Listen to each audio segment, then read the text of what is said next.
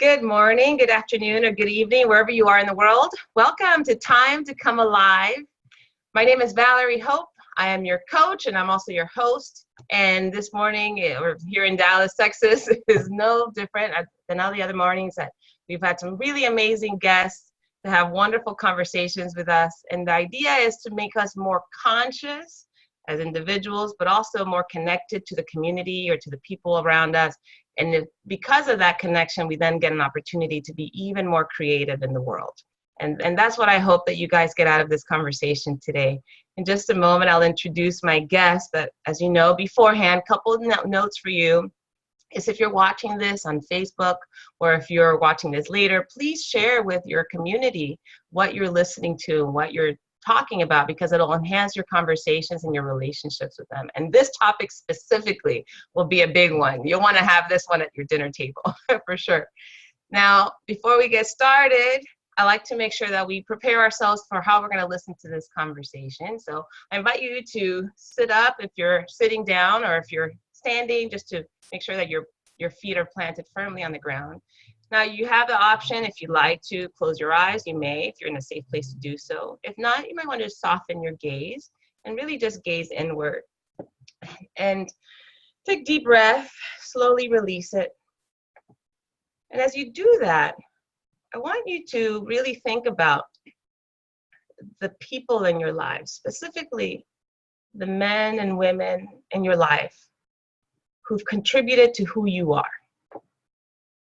So see if you can find in your mind's eye someone, might be parents, could be your siblings, perhaps relatives, aunts, uncles, could be husband, wife, boyfriend, girlfriend. Like really look at all those relationships, the close ones that you have, perhaps at work even, colleagues, mentors, bosses. So find those relationships that have meant the most to you. So bring them up. And I want you to think about your relationship with that individual or with those individuals. Keep breathing. Some ways you might find there's a lot of gratitude in those relationships. So if that's the case, bring that gratitude up. What are you most grateful for having those individuals in your life? What have they brought to your life that's enhanced it? Think about the partnership that you've created with them.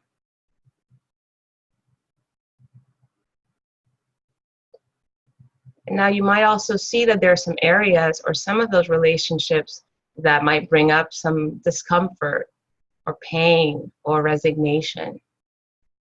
Just think about what might need to be healed in those relationships. Again, just keep breathing through it. And as you have those relationships front of mind today, I want you to consider the information you're going to receive and how that information might enhance the gratitude that you already feel, or perhaps begin to address the hurt and the healing that needs to happen. Okay, just take another couple deep breaths, release them slowly. And when you're ready, refocus your gaze or open your eyes and rejoin us. All right, welcome back. I have a wonderful guest this morning here in Dallas, Texas, who also happens to share not the same zip code, but we're in close vicinity, right? Also in the Dallas-Fort Worth area. And Adrienne Dworak and I met, I guess, 1 year ago. Mm-hmm.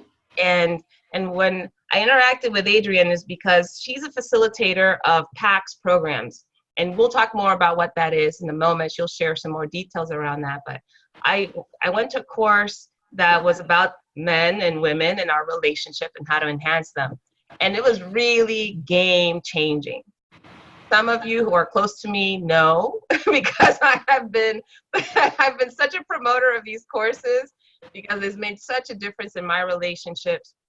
But Adrienne, one of the things that I most admire about you is not only were you giving really great, solid information and provided validation, but just your excitement about delivering the information that you delivered, and also your openness and your vulnerability in sharing why it was such important information for you to teach because of your life and how you grew up, but then also the impact this had on your marriage. And you were so open about everything that was happening in your marriage at the time, and even now after you've learned that.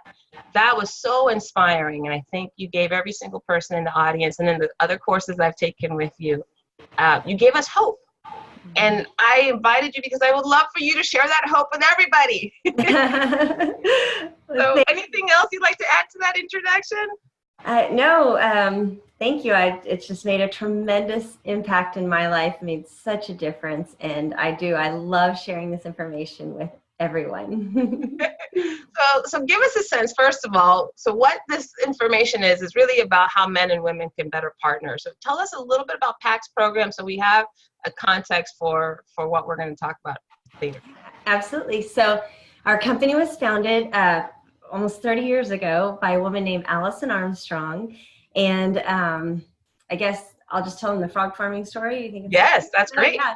So she had a failed marriage and failed relationships, and she was really struggling in her relationships with men. And she went to a workshop, and the workshop a workshop leader who was a man told her that she was a frog farmer, or actually told her friend, but she realized as soon as he described what that was her. And well, you know, we've all heard the story about a princess who kisses a frog and turns him into a handsome prince. And she discovered that the reverse can work as well, where a man can start out really great at the beginning, and after a certain amount of time, the relationship just goes downhill and into a downward spiral. And if it happens often, we call that frog farming. So she decided she was thrilled when she found out, actually, because if she didn't realize, you know, what was wrong, but now that she knew that there was something she was doing to cause it, that meant there was something she could, you know, stop doing so that it wouldn't happen, or things that she could start doing to have it not happen. And the only problem is she didn't know what she was doing to cause it. And she treated men the way that her friends treated men, that her mother treated men, all the women in her life, even the women on TV treated men. So she decided to have a project that she thought would take 3 months max, because men were so shallow, to figure out what it was that, you know, was causing her to be a frog farmer. And here, 30 years later, she's still researching men, and it's still one of her favorite things to do. And her research is showing no signs of slowing down, as you know, with relationships and men and women and everything changing in our environment. So what's fascinating is that she discovered that all men are both part prince and part frog. And we as women have a lot to do with which one we get. And it was so empowering that she, you know, realized this. And so, you know, through all of her research, she's discovered all these ways that, you know, we can bring out the frog, and things that we can stop doing to not bring out the frog, and all these things that we can do to bring out the prince in the men in our lives. And the goal of it all is to help women get what they need with less effort and in what makes them happy. And what I love most about it is that it honors how men and women are designed. And it's so exciting because, you know, all of her research was social research and interviewing men, and all of our work comes from men, you know, interviewing them, and men and women. And so it's been fantastic. But what's so exciting is in the last 10 years, science is proving everything we've been teaching for, you know, she's been teaching since 27 years ago. Science is proving everything, and it's incredible. Scientists have documented an astonishing array of hormonal, structural, genetic, and differences between men and women, and it has a profound effect on us. And so what I love about our work is, you know, we've discovered, and science has proven, that men and women are different. They're not defective. And they're different in a way that can't be cured with therapy. So what I love is that given that we're different, and given how we're different, what we teach is what to do about it, how can men get what they need and what makes them happy, with how women are designed, and how can women get what we need and what makes us happy while honoring how men are designed. And it's so beautiful because it honors both. It provides for all the things we need and all the things that men need to bring out the best in both of us, but also how to empower us both to be our best and truly have what we need so that we can be happy and be better partners. And my experience has been just being able to have this upward spiral, just a beautiful partnership that just keeps getting better and better. And, my husband and I are so happy, and, he says it all the time. We've never been happier, and our relationship just keeps getting better. And so I just love it. I love it so much. One of the things I was so excited about is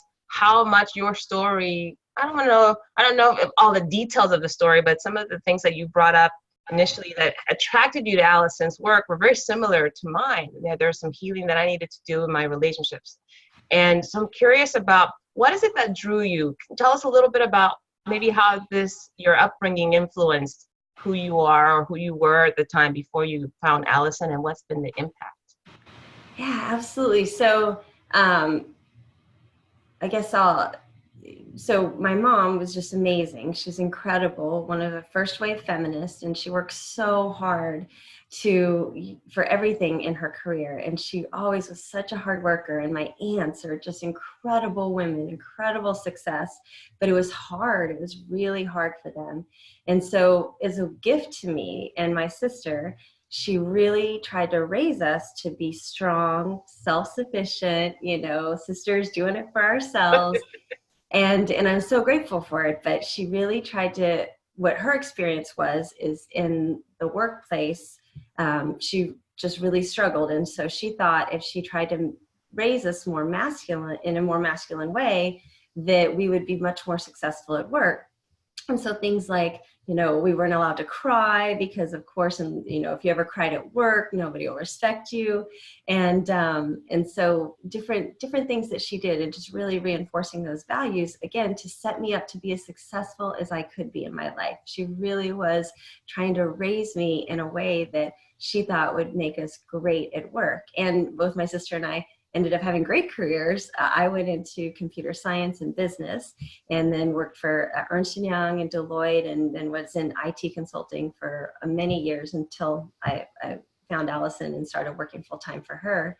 And then my sister went into the Marine Corps and became a pilot in the Marine Corps, not just, normal Marine Corps. So she's an officer in the Marine Corps. And she's shorter than me. I'm 5'3.5", and she's shorter than me, and that girl can lift a 200-pound man over her shoulder and carry him the length of a football field, because that's what's required, of course, for them to be able to be in combat. And she's just incredible. I mean, she truly is. She flew the president for 4 years. After that, she got to plan all the trips for the president around the globe. She worked at the Pentagon. She was an attaché to a general, and she's just got promoted. She's going to be the first CO, which is commanding officer, in aviation for the Marine Corps that they've ever had. And I'm so excited. And there's only been 2 other women who've been commanding officers ever. And she's only 42 years old. And I'm just, we're so proud of her. I can tell. So I'm curious, because both you and your sister, because of the upbringing, it sounds like, also went into very male-dominated fields. So I'm curious, give me an example for you, what it was like knowing, being raised to be more masculine. What was that like? What did you do or say that maybe had an impact on those relationships? Well, in my romantic relationships, it was always a struggle because I was, in more masculine mode all the time. And as examples. What does that look like? Well, I mean, I would say, so in relationships, so it served me very well at work. It was always, great, very focused and driven and productive and all that at work. So it was great at work and great for my sister at work. But, my sister's ex-husband used to always complain that, he wants to be married to a girl. I want to be married to a girl. And men have told us that so much. It's been so funny how many men I've researched. I've researched over 1,000 men in the last 9 years. And it's so funny how many say that same thing. And then in my own relationships, it was just like a power struggle. It was kind of like, we call it dueling providers, but you can imagine like locking horns and, let me be in charge, let me do this. And just a very strong, I would say, masculine energy now that I know what I know now. But it was just like a lot of battling, a lot of fighting, a lot of kind of power struggles, and not a lot of cherishing or worshiping, like I would want, the girl in me wanted. But, and so I could see in my past relationships how it was competitive, and that got in the way. And, again, just, not a lot of support. I would say just a lot of fighting, tension, frustration, and challenges and struggles. And so, and that's what brought me to Alison in my marriage. So, I've been married for 20 years now, thank God. And it's because of Alison. Yay. I'm sorry, not married 20 years. I've been with Joe for almost 20 years. And, but we've been married for 17 and a half years. And we went through a time where we were really struggling. And, Joe has, 2 children from a previous marriage, Ryan and Amy, and I've been with them since they were only 4 and 6. And so they were young, and he had been through a divorce, obviously, when they were very young. And so we were really struggling, a lot of the tension, frustration, just lots of struggles. And we didn't want to put the kids through another divorce. So we really, really did work on it. We really tried, of course, all the books. But we went to therapy. We did marriage workshops. We did like these weekend things at churches here in Dallas for marriages. We even went on family camps for many years where we would get marriage counseling during the day, and the kids would do camp activities, and we'd all be together. We did a lot and spent a fortune, like I said, on counseling. But it would help for 2 to 3 weeks, it seemed. Maybe, about everything seemed to help for a little while, but we would go back to the same frustration, tension, my hurt feelings, my disappointment, just lots of fighting. And so I remember, really thinking, gosh, I don't know if I can do this. This is just, bait and switch. And I just thought, I can't do this forever. And I really thought Joe was the problem because he had already had a divorce. We have a way of rationalizing, don't we? Yeah. Right. And I thought, well, he didn't get his issues fixed, and he brought his issues into my marriage. And, I really thought he was the problem. And then, thank goodness, so my sister found, Alison Armstrong and understandmen.com, and she was in Camp Pendleton, where that huge Marine base, and they had a lot of courses in LA and San Diego.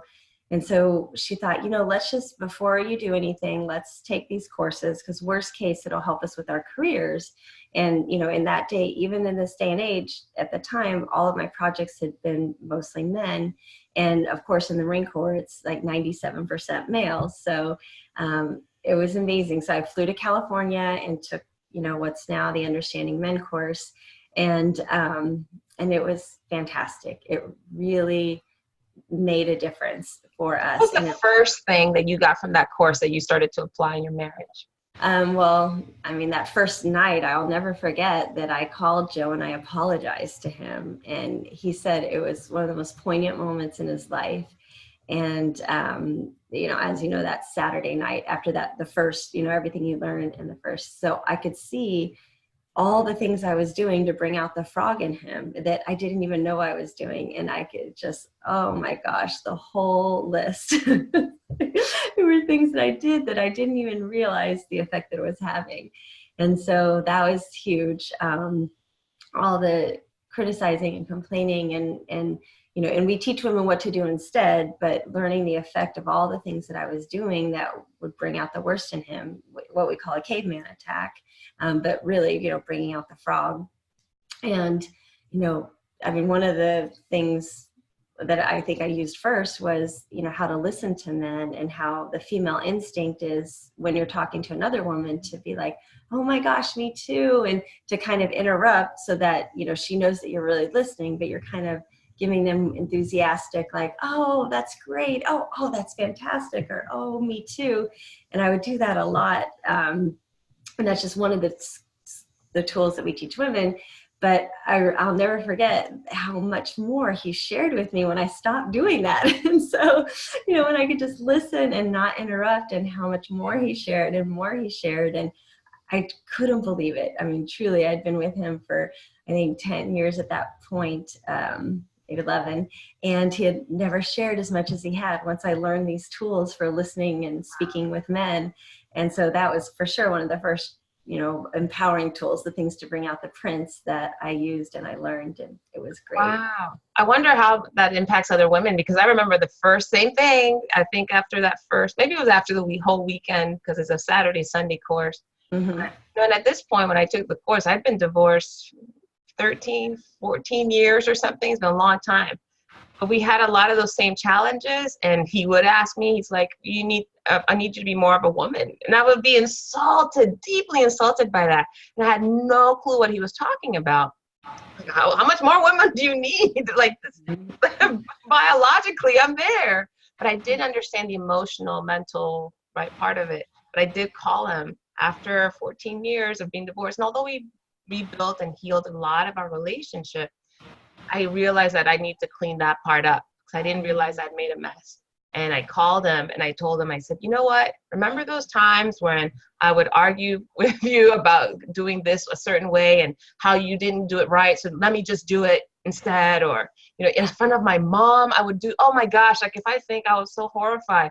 Some of the things that I said, even when my mom was visiting, I would totally diminish his contribution. Like, no, I'll drive because you don't know where we're going anyway. Little things like that. Although it wasn't intended to punish or hurt him, I really thought that I could take care of it better, but I made it very clear that I could.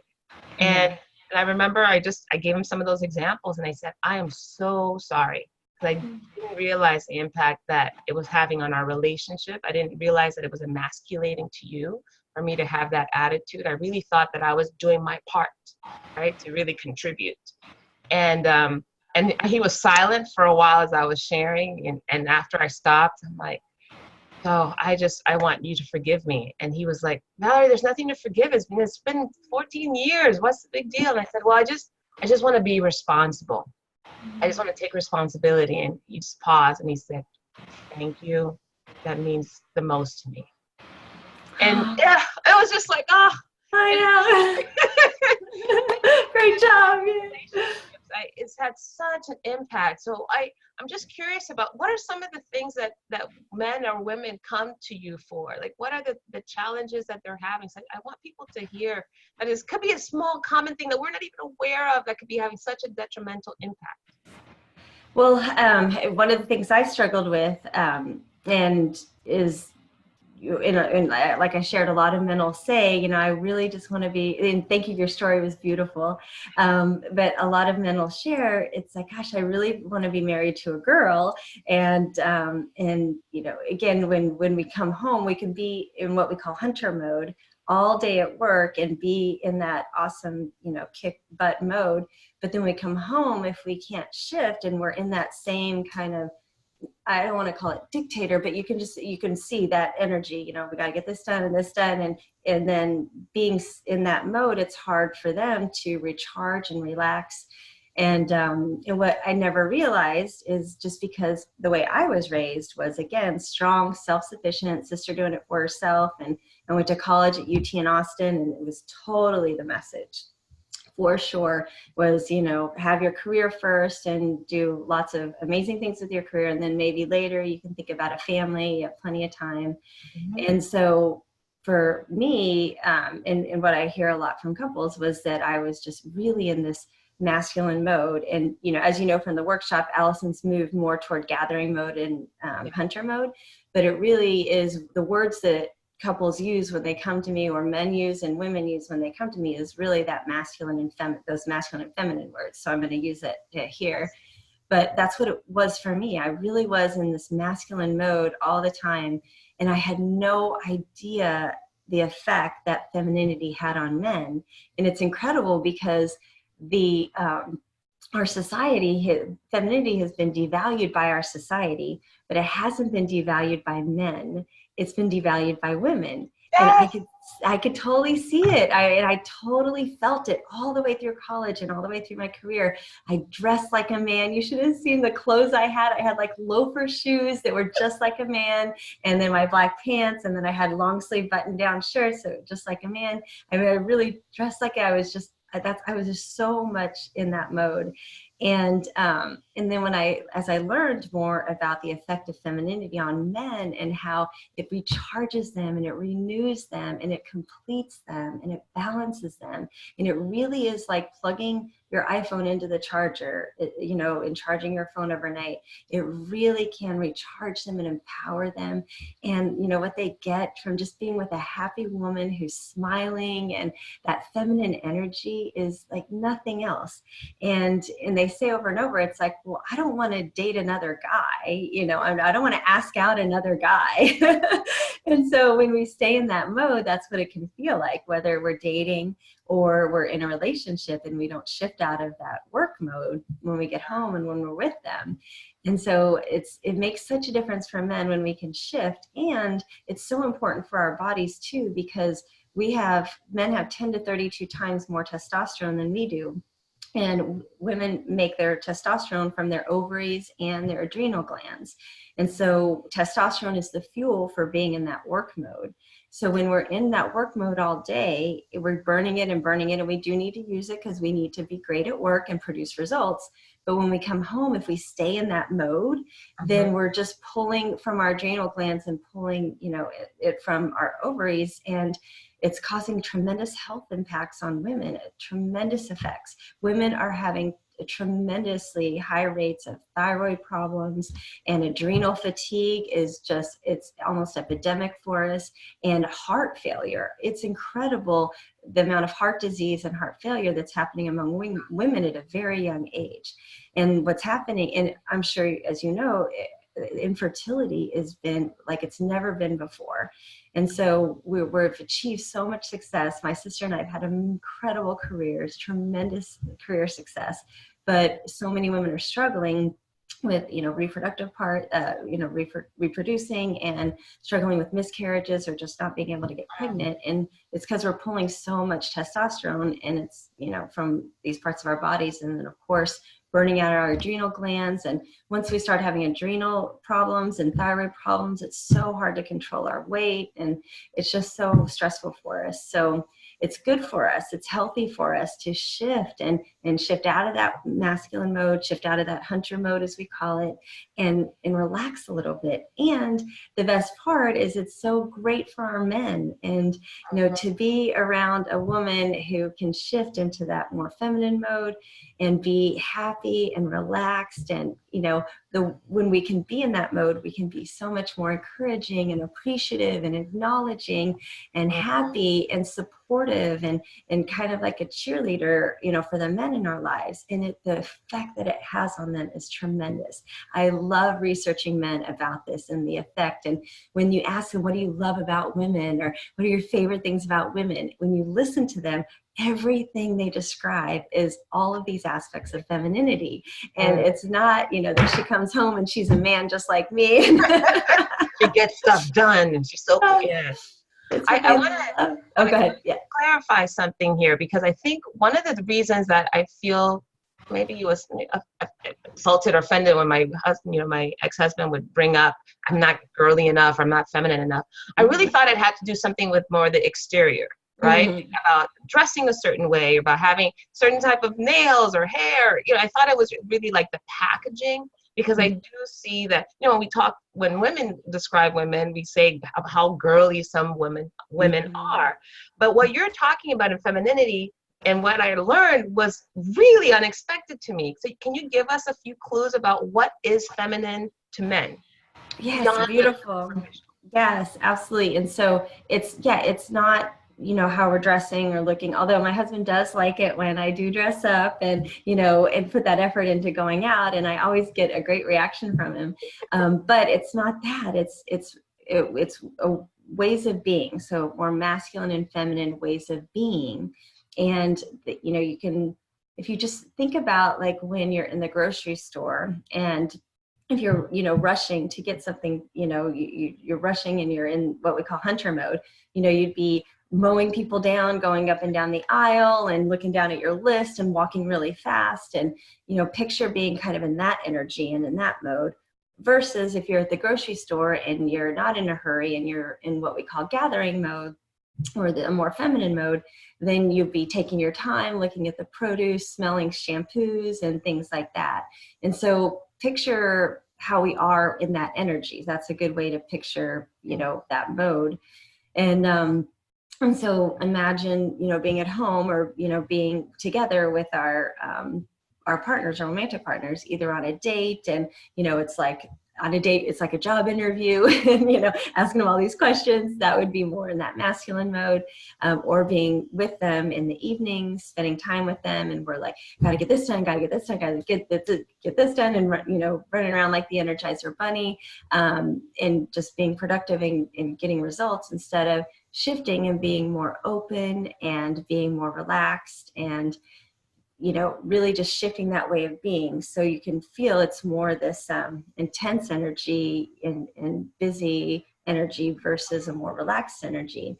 And you can see how, if they've been working all day, how recharging and relaxing it would be to spend time with a woman who'd be more open to listening to them. And men love it when we listen to them. That's why the listening skills we teach women in the Understanding Men course are so fantastic. But when we're more in that relaxed energy, that feminine way of being, we can be open to them. They can relax because we're more relaxed. We can be more open to being supportive of them and positive and encouraging, a lot more appreciation, a lot more acknowledgement. You can see when we're more in that relaxed energy, then all those things naturally come, and we're much more likely to be happy and to be, even impressed by them, or we're much more able to be smiling. And, you could just picture all of those different things, supportive, encouraging, being like a cheerleader when we're relaxed in that energy and spending that kind of time with them. And it just restores them and renews them. And I mean, imagine like if we're together and we're being that to each other, how it would restore us. It's it refuels us, it re-energizes us, and it'll balance us when, we've been, in that hardcore work mode all day. So we can see it with ourselves, the effect that it has. So of course it makes perfect sense that men would want us to be in that mode. And, the effect of a smiling woman is so powerful on men. And when we are in that hunter mode, we're not really smiling very often. And, it just as one of the aspects of that feminine way of being, and what it provides for men. There's always so many questions I have, not only for myself, but I'm really just asking on behalf of the women in my life too. So curious about, first of all, a couple things. When you talk about the workplace, and there's so many of us that are spending so much time in the workplace, or even if we're not at an actual company and organization, we're in work mode at home, right? Work mode, taking care of the finances, work home, taking care of the home, the house itself, cleaning, etc.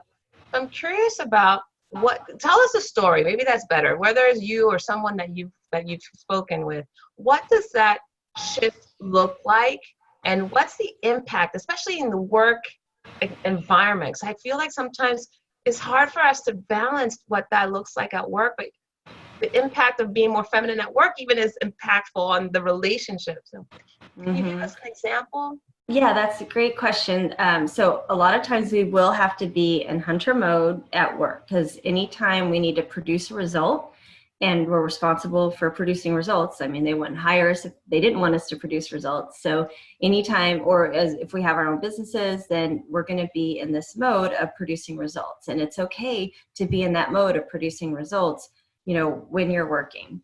But anytime that we can give ourselves a break, I mean, just an example of driving to work, if you can give yourself leave just a few minutes earlier, then you're not stressing your body and stressing your adrenal glands just driving to work.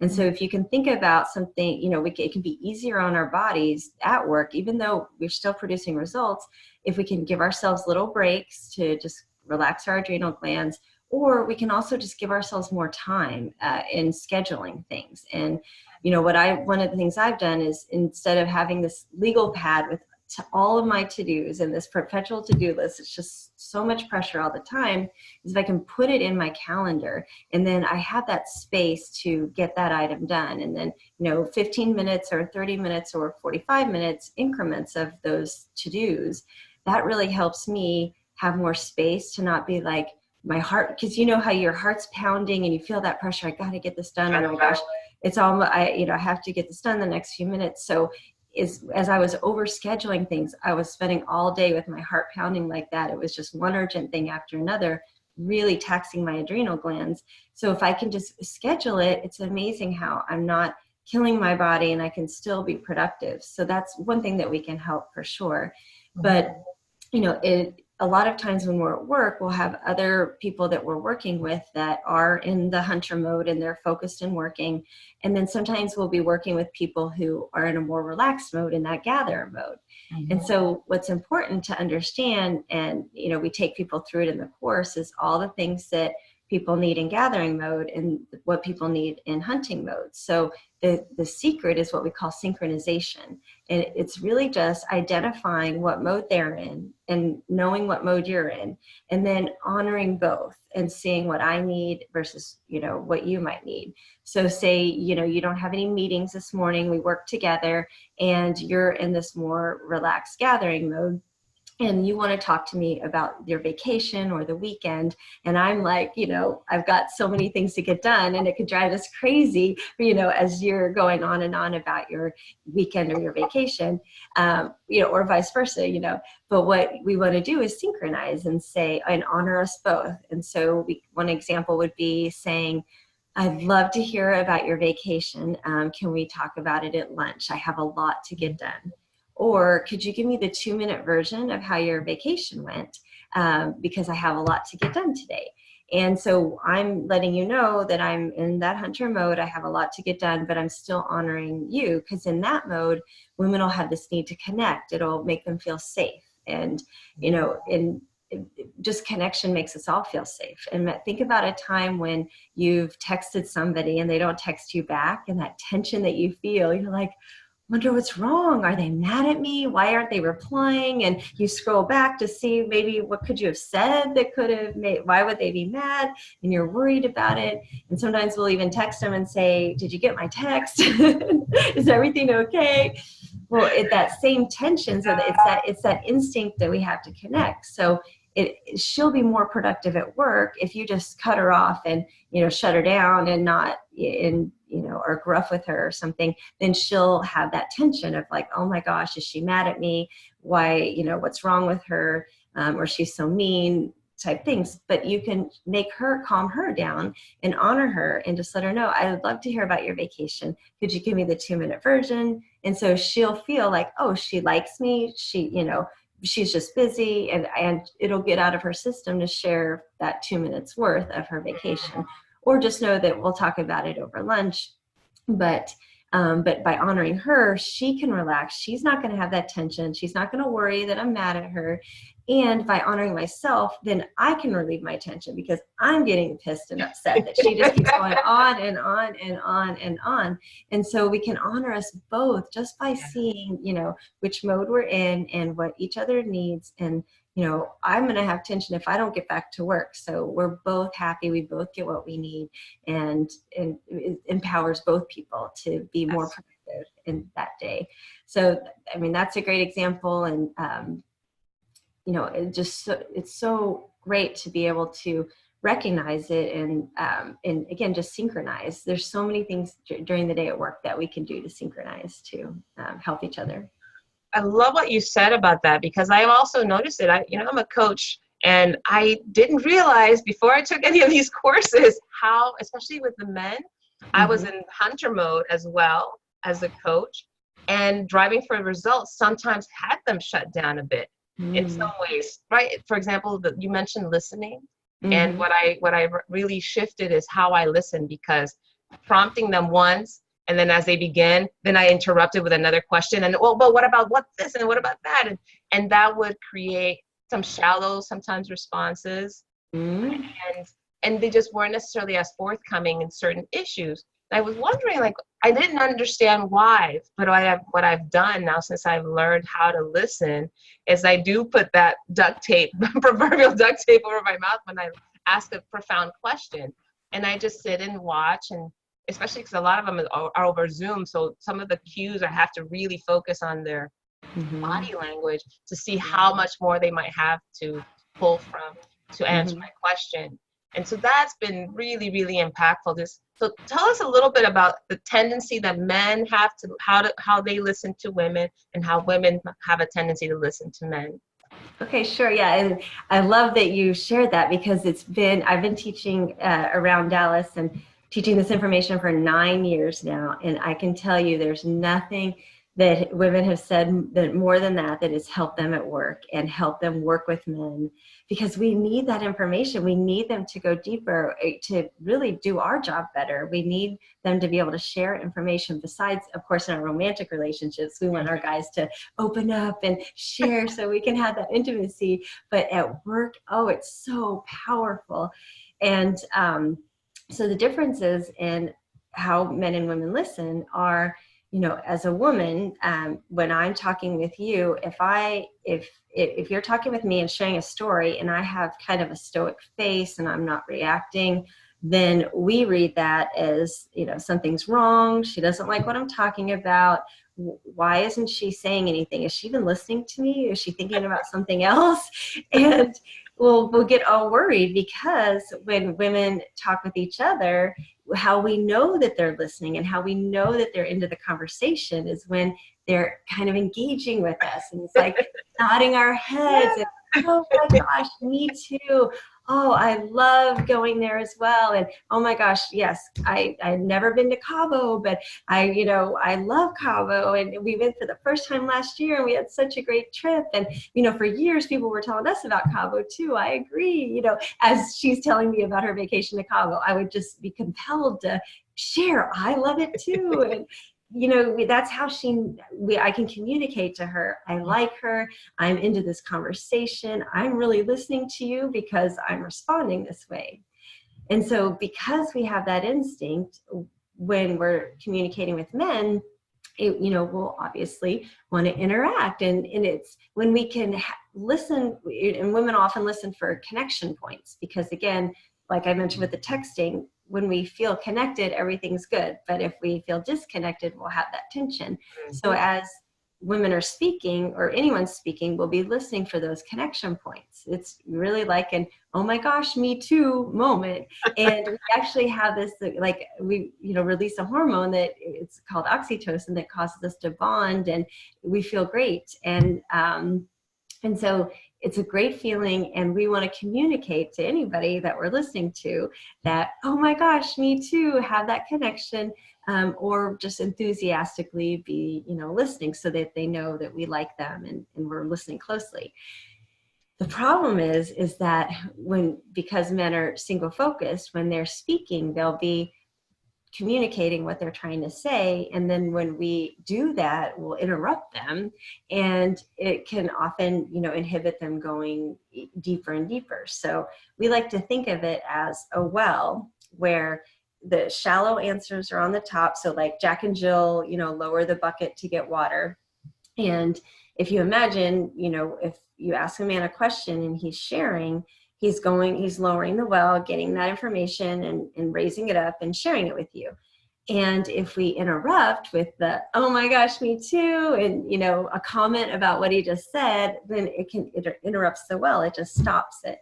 And then we feel like they are giving us shallow answers. They're not really going deep, but it's just the way their mind works. And it's because of the effects of testosterone, and it causes compartmentalization in their brain, and the communication and verbal centers of our brain are 3 times larger than theirs, because of in utero, we have as much estrogen as a full-grown woman. And for the first 24 months of when we're born, we have these high levels of estrogen, and it causes this incredible communication center and emotional processing, emotional memory, but verbal communication center to be 3 times larger. Now, for men, they have as much testosterone in utero and for the first 12 months once they're born. And that causes different structures. It causes, we have different structures and different genes, and the hormones interact with those to cause different behaviors and different developmental structures and myelination. And so with men, they have the part of their brain dedicated to sex is 2.5 times larger than ours. So 2.5 times. Yes, explains a lot. It does. But in that listening and communication, we have so many synapses firing, and we just have this larger part of our brain. And so that's why we're so quick to say something and interrupt and have a response and add on to what they're saying. And it's just so quick. But because of the way their brains are designed through all that testosterone in utero in the first 12 months, that it doesn't work that way. So when we are interrupting with these comments and, gestures and the Me Too's, then it can interrupt that well. And so if we can just pause and wait, and what we call it putting on the imaginary duct tape and waiting for the well, so waiting for him to go down into the well to share, then we don't interrupt that train of thought and interrupt that compartmentalization. He can, give us a deeper answer and a deeper answer. Even if he pauses and is thinking, that's great, but it could be torture for a woman. As soon as there's a pause in a conversation between 2 women, one of us is going to jump in. And so that's excruciating for most women to be listening and having a pause while they think of the next thing they want to say. But it's so, so important to be able to get the quality information that we need and to not interrupt them, to be able to put a Mona Lisa smile on and, imaginary duct tape and let them share. And then let them share, and then if they pause, it's okay, wait, and then let them think of the next thing they want to say. And it's tremendous, especially as you've learned in coaching, but in coaching men and researching men, I love researching men. I love it. And with all the men that I've researched, it's been they just give me more and more gold. And it's been the most important tool that I've learned is to listen to them. And I mean, I'll be like blown away by what they just shared with me. And then I'll wait with my duct tape, imaginary duct tape, but then they say something even more amazing and then more amazing. And it's just incredible. So it's one of the most important things we can do. And it'll help us so much at work to be able to listen, get more details about the problem that we are trying to solve, or, all the information that we need to do our best at work and be best at our jobs. When we can not interrupt men, stop interrupting them, and wait till, they're done sharing, then we can ask another question. But just putting on that imaginary duct tape and not interrupting will help us tremendously. And then, of course, in our romantic relationships, because we want our men to share. I found it really helpful too, because I know instinctually, or maybe not instinctually, but I know because of my conditioning, what you're saying, had I listened to that before all this knowledge, I would have been like, we accommodate already so much. Are you saying that now I have to wait for him to talk? Mm-hmm. But what I've learned is that the idea that men listen for what's the point in the conversation and what's the problem made it so easy for me, because now I have 3 brothers. I have no sisters. So I practice a lot, and my boyfriend gets a lot of the benefit too. But literally when my brother answers the phone and he says, "What's up?" I now know that he literally means, like, why are you calling? What's up? Yeah. Rather than like, exactly. I'm at the store and I did this and I did that with my mom, and I would launch into this whole story, and they're like, can I call you back? Yeah. You're just cutting me off. I know he literally means what's up, so I can start with the point. That's fantastic. I just want to connect. And now they have the option of saying, well, can I call you back later? Or, hey, let's talk this weekend. Or, oh yeah, sure, what's up? And then we have this longer conversation, right? Or I can just get to the point and say, hey, I need to know what we're going to do for Thanksgiving.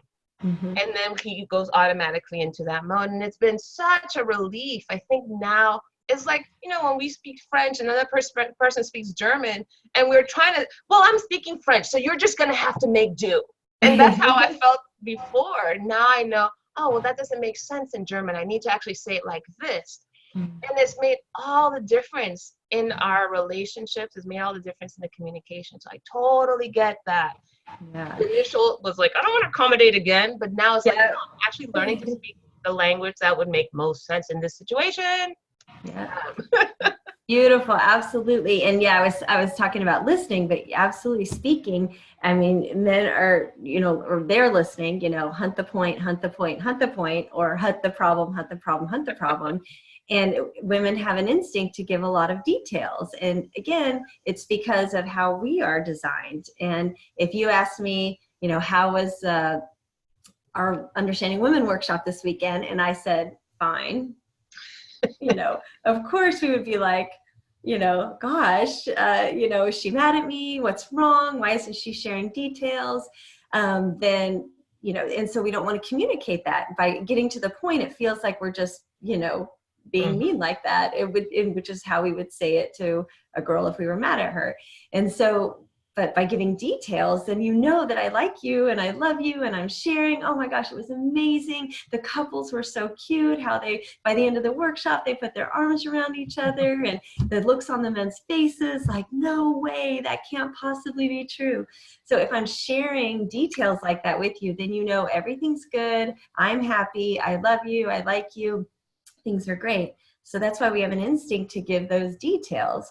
But it's so hard for men who are hunting the point, hunting the point, hunting the point, hunting the problem, hunting the problem, hunting the problem, to be like, okay, is that the point, or is that the point? Or, and like you said, your brothers, I gotta go, or it's just overwhelming. So when we can get to the point and then share more details later if they want them, or, again, getting to the point saying, I just want to connect. Oh my gosh, it relieves so many hurt feelings on our part. Because when I would call and share and give all those details and he cuts me off or he needs to go, it's so hurtful. And I feel like he doesn't love me, he doesn't care about me, or they don't listen and they don't remember. But it's just because, we drown them in details. So you're so right. Getting to the point is huge. Yeah. And, getting to the point of the problem or whatever. And then also, of course, just letting them know when we do need to connect, then they can, when they're available to hear all of that, they can let us know. And then you're right, even in hunter mode too. When I'm in hunter mode, I really just want to get to the point. I literally sent someone an email the other day. So I was in the class and someone sent an email and I was like, okay, right before I go to class, let me just respond. Mm-hmm. And I was very curt, like, here's the answer, boom. And then I remember I was like, oh, I'm so in hunter mode right now. I went back. It was a woman I was emailing. So I went back and I said, hey, I'm in class. I'm really focused right now.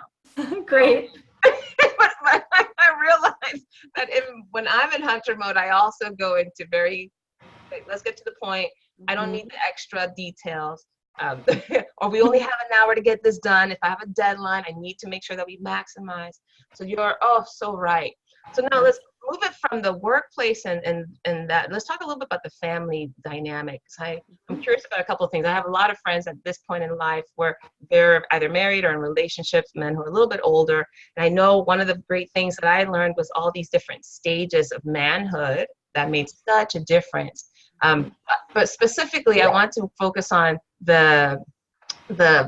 maybe the tunnel, the midlife crisis that happens. I feel like a lot of my girlfriends are maybe in closer to that range. Mm-hmm. Maybe you can speak to that a little bit and what happens in the relationship, because it becomes almost fragile at that point in time.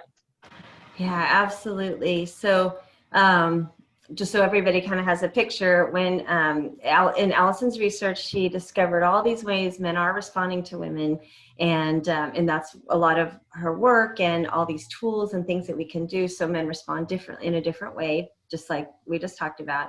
But then she learned all these other ways that men are not responding to women that have nothing to do with how their mother raised them or how, their ex-wife or their ex-girlfriend, or it didn't have anything to do with women at all. It just had to do with being a man. And one of those things is what we call the stages of development. And just at a high level, the first stage is birth through puberty, and we call those little guys pages. And, they're all about, action and adventure and movement, rough and tumble play, things like that. And then from puberty to about 24 or so is the stage we call night, like knight in shining armor. And it's all about fun, fun, fun, and testing their limits and adventure. And definitely, you know, that teenage boy stage, as we all know. And then after that is the prince stage. So the prince stage is all about building, and that could be, depending on the man, 24 to 48, 50 or so, depending on how early he found his career. But it's all about building and building his resume, building his experience, building his kingdom, building his bank account, and building a relationship. So it's lots and lots of building. And then after that stage is the stage we call king. And a king is, established. He relaxes a little bit. He can breathe. He's achieved a lot. He knows who he is. And so it's more of that cake is baked type stage once they get to be king. But in between the stage of prince and king is what we call the tunnel. And the tunnel can be extremely stressful, and it's a time when so many people get divorced. And what the tunnel is basically a man hits a point where he had a plan for his life, what he thought his life was going to look like. And then he hits the tunnel and he's looking at what his life is now versus what his plan was. And it can cause a lot of uncertainty and like this idea of, wow, what do I want to spend the rest of my life, doing this? And, if he's in a bad relationship, he'll be looking at, gosh, I've put up with all this emasculation and all of this. And do I really want to spend the rest of my life with this? I only have so much time left. So it's this tremendous time. It can be tremendous. So it's very introspective and looking at who he is and who he wants to be. And then again, comparing it to what his plan was. And so it can be very stressful. And we often call it midlife crisis because it's a crisis for us. And it can be really scary to be in a relationship with a man because they'll often struggle with making commitments and decisions. It's just a time of tremendous uncertainty for them.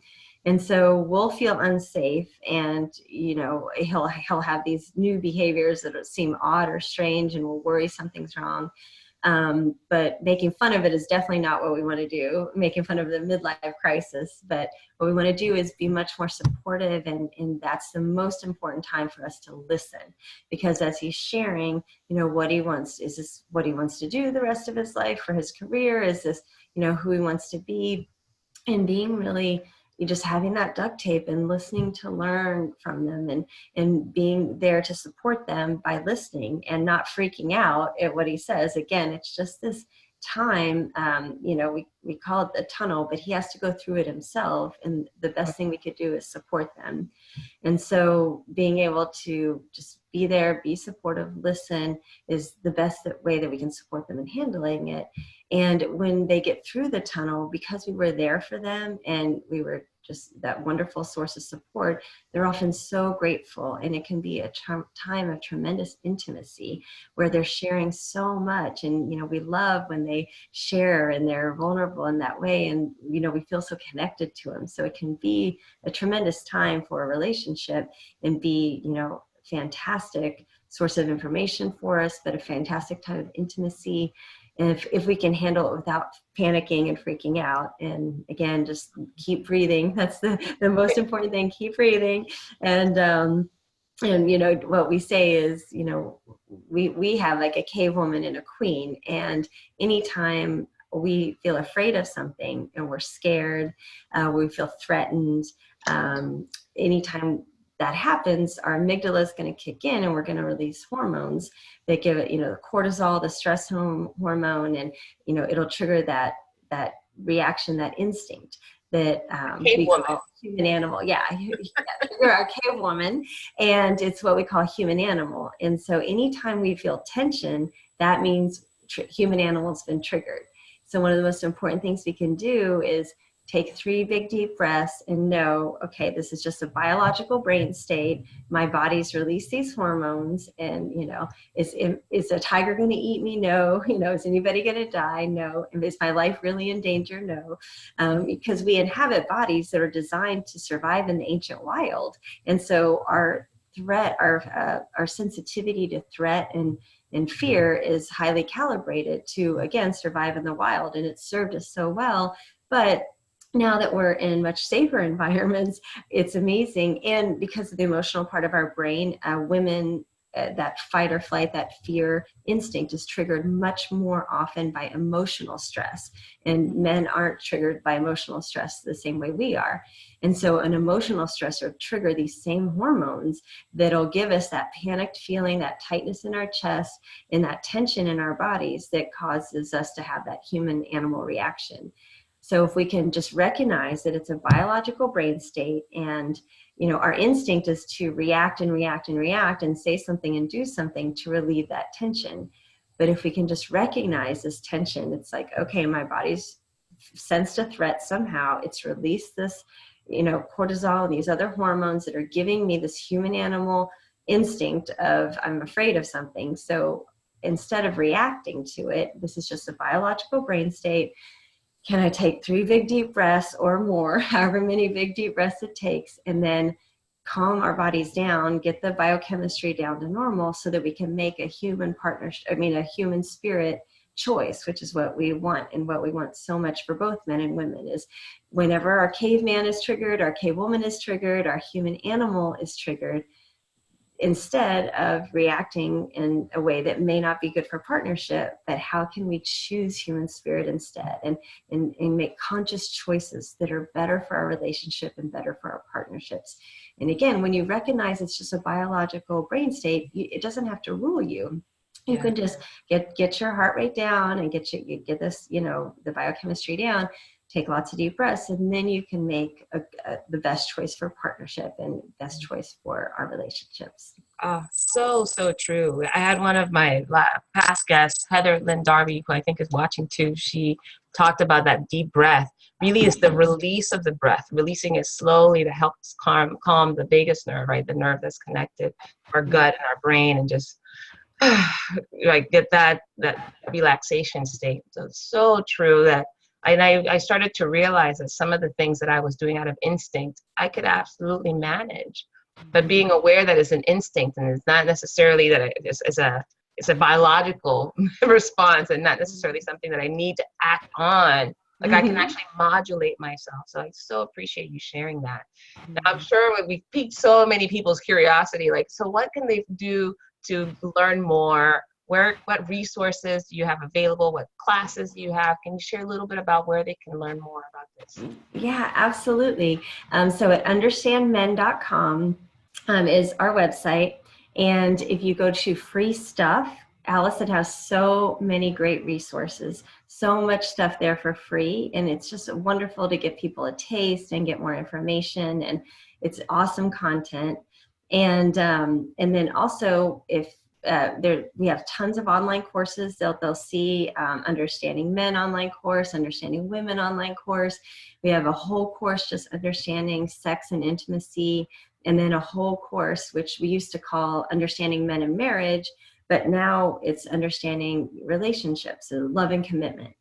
And so it's wonderful because it's one of the things, women want most is a long-term commitment. And in that course, they'll learn the 12 things that make us the right woman to marry. And it's just fantastic. But the whole curriculum is incredible. It's made such a difference in my life. After that first course that I shared, my husband said, just put it on a credit card, fly to California, take all the workshops.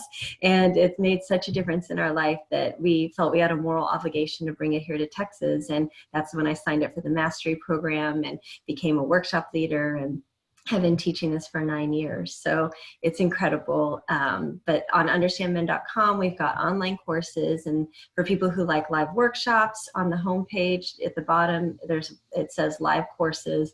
You can click that. And here in Dallas, we have Understanding Men. We call it the Queen's Code Workshop. live, and then we also have Understanding Women, which is the Queen's Code Challenge. Yes, thank you. I have my brochure right here. Live here, and it's great. I mean, online you can learn from anywhere. It's, so much flexibility, but there's a lot for the live workshops to be in a room with other people and to share that experience with other women who are so frustrated with men, and just, it's just fantastic, the live workshops as well. So I recommend, whatever your learning style is, but I truly recommend our curriculum. It's made such a difference.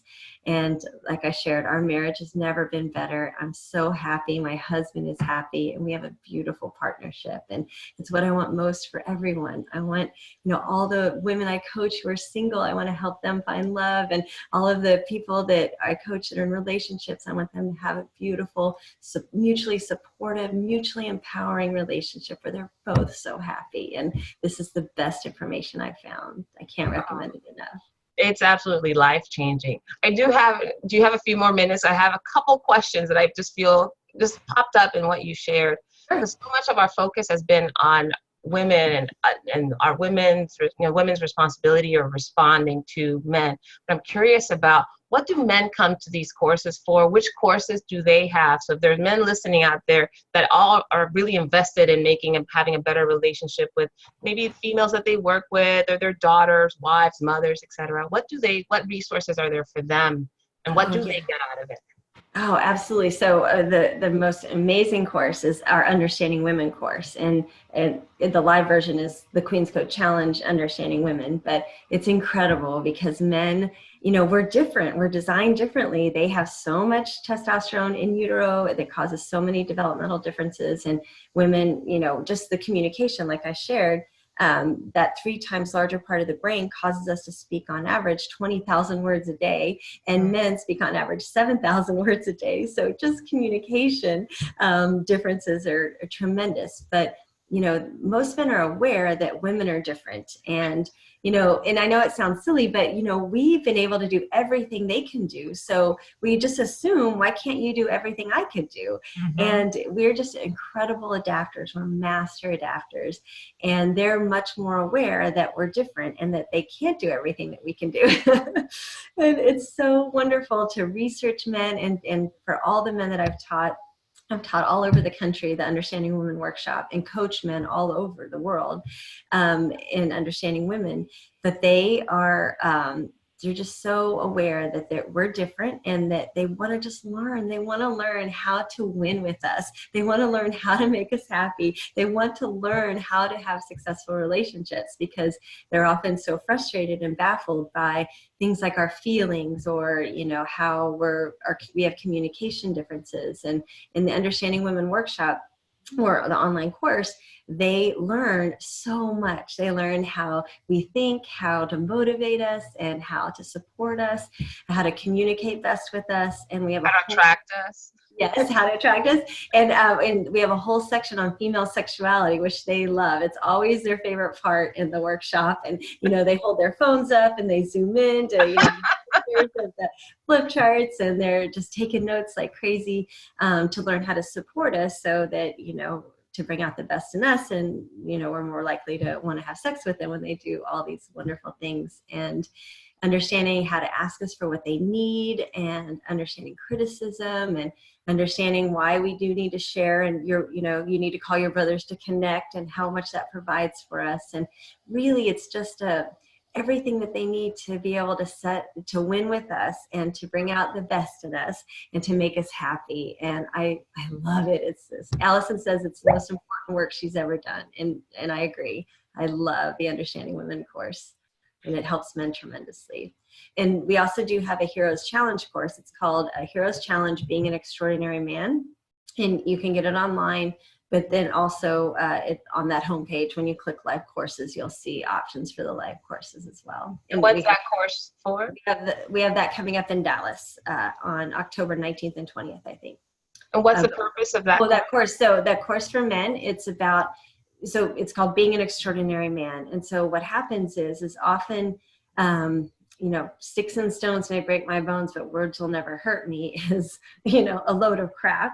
Because as you know, the things that come out of women's mouth and the things that we say when we're hurt can be devastating to men. Mm-hmm. But just things happen in their life, disappointments, setbacks, failures, divorces, big breakups, big disappointments at work.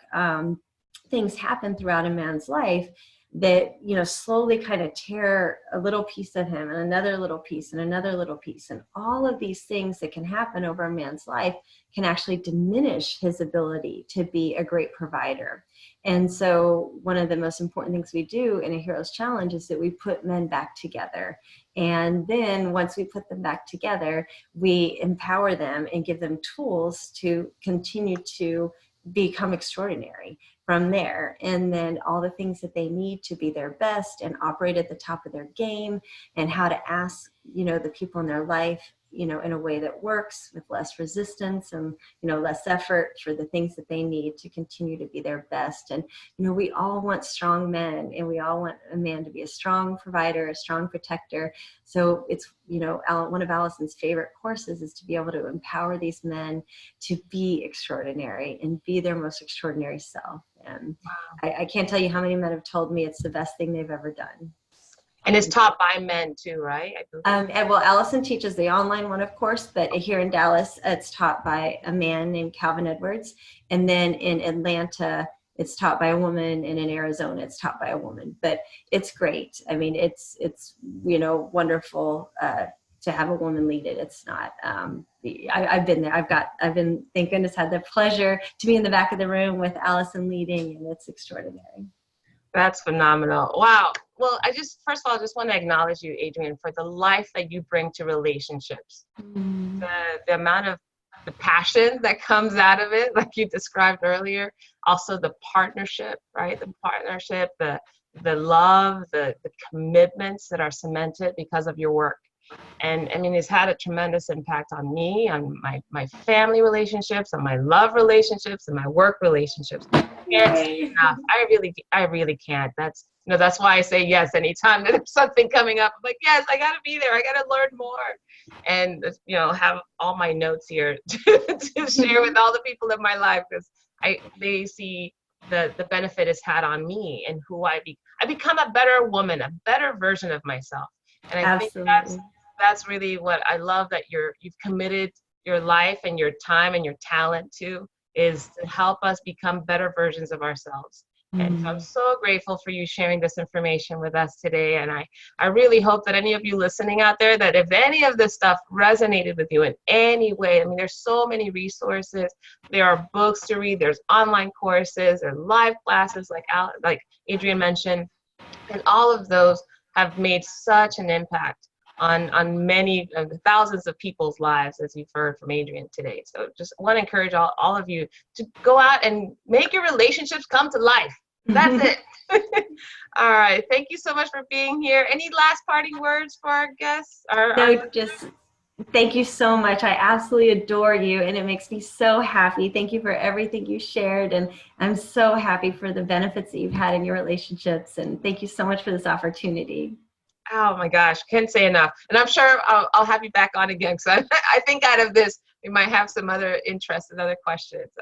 So for those of you listening next week, we're so excited. We also have another wonderful guest, Trish Cruz, who will be coming in to talk about how to align work and your values, which is something that we don't ever get enough information about, especially if we're wanting to come alive at work, how to make sure that what we believe in and what we want to stand for also matches what we do for our living. So I'm looking forward to that on September 3rd at the regular time. Thank you all so much for joining us. I'm going to sign off. And again, Adrienne, thank you. Can't appreciate you enough for being here and for sharing what you did with us. You're so welcome, and thank you so much. Bye, everybody.